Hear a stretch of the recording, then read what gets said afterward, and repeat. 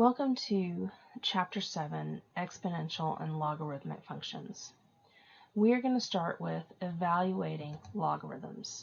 So what if I wrote 2 cubed equals 8? And then I wrote it like this, 2 to the x equals 8. If I did that, you would, and I asked you, what does x equal?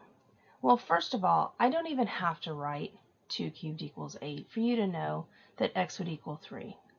Because you could just multiply 2 by itself several times to find out that if you multiplied it, you would multiply 3 times.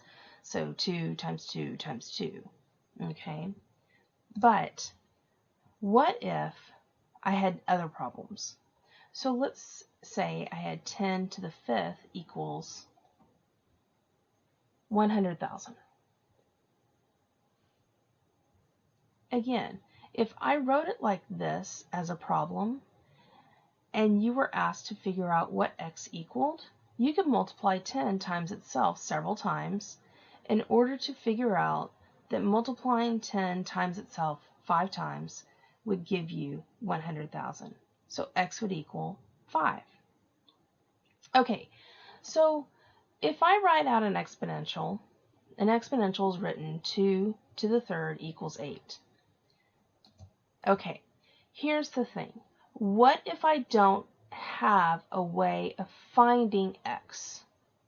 Okay, in other words, if this 3 were an x and I needed to find out what x was, I need other ways to find x because it's not always going to be as easy as the 2 examples we had before.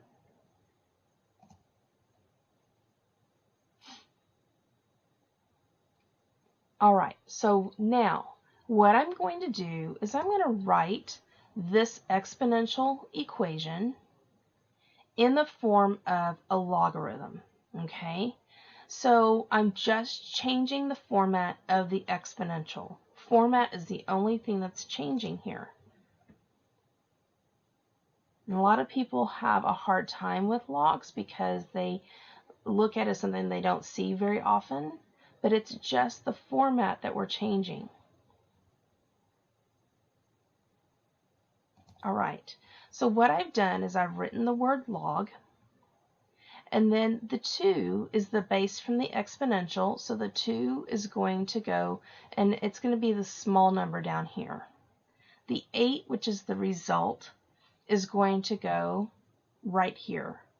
The exponent, which is the thing that I want to solve, and this is the reason for the log, is going to go on the outside. The exponent always goes on the outside. So if that's the one thing you want to remember, if you're writing it as a log, you always say the exponent goes on the outside. So therefore, everything else has to be inside. Okay? And that's the reason for the log. So that we can get this x, which is the exponent, on the outside so that we can solve for x.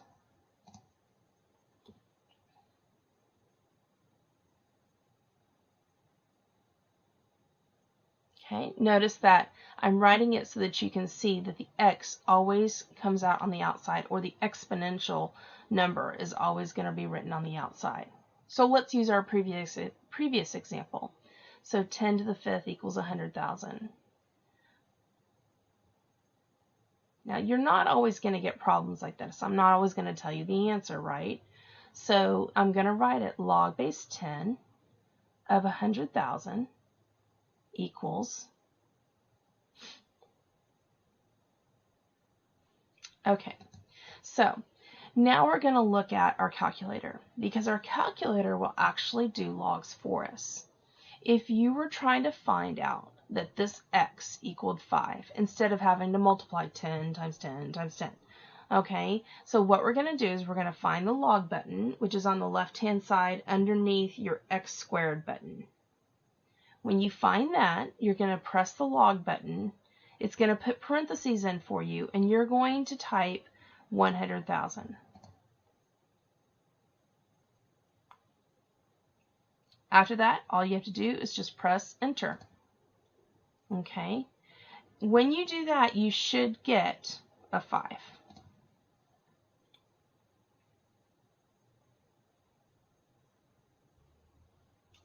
All right, let's talk about this for a second. Let's just make sure that we understand where the pieces are going. The 8 is your result. Your 2 is a regular number. It's a base. The 3 is the exponent. In a log, the 2 is written down at the bottom as a small number. The 8 is your result, and the exponent is going to go on the outside. Okay, now,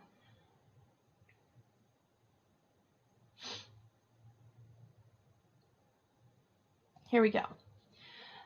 The 2 is the base exponent with your result. Okay, here's our problem. We do not know in a log, on the calculator, we cannot use a 2 for a base. Okay, the log button in the calculator is only a log base 10.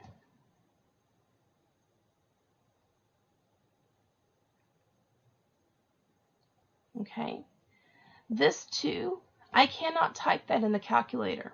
So we're going to use a special trick in the calculator to find log base 2 of 8. Okay, I'm using an example that you already know. We know it's 3, but I'm going to use it so you can see it in the calculator and make it work. So we know that the answer in the calculator should be 3.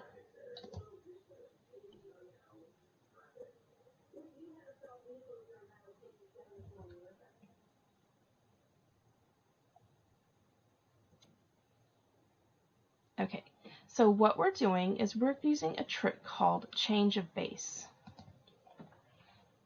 Okay, notice in the calculator I'm going to type log, the base 10. You don't have to type the 10. Log, the button is already a log.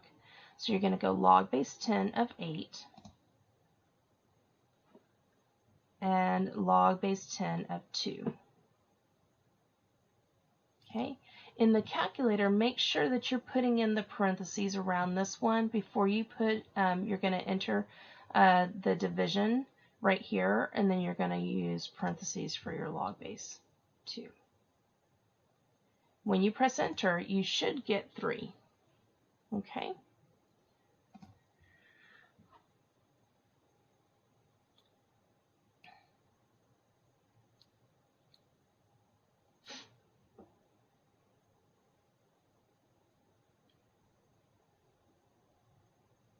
All right.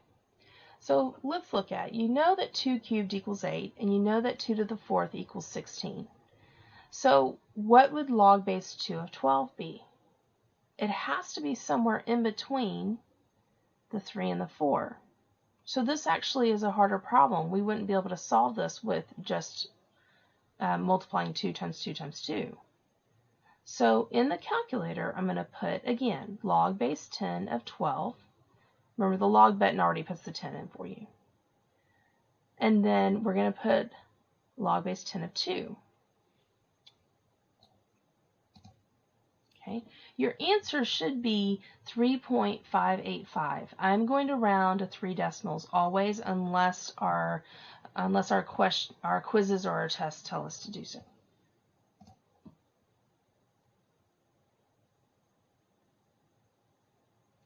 So the reason for using the calculator is so that we can find when x is actually going to be a decimal, when that exponent is actually a decimal. Okay. All right, here's some tricks or rules that you need to remember. Notice right here that this log is actually part of an exponent. It's a log inside of an exponent. If you look at this, if the bases were the same, see the 3's? If the bases were the same, they would actually,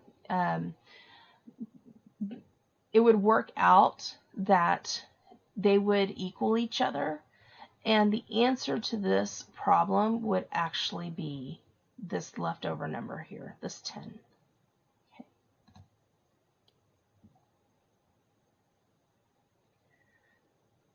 Later on in the class, we'll go over why these work this way, but today I just want you to know the rule.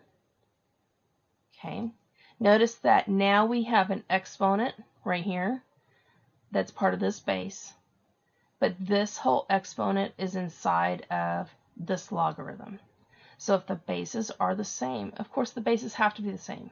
It won't work. It's a trick that only works if the bases are the same, because what will happen is they will end up equaling each other, and the leftover number right here is our answer.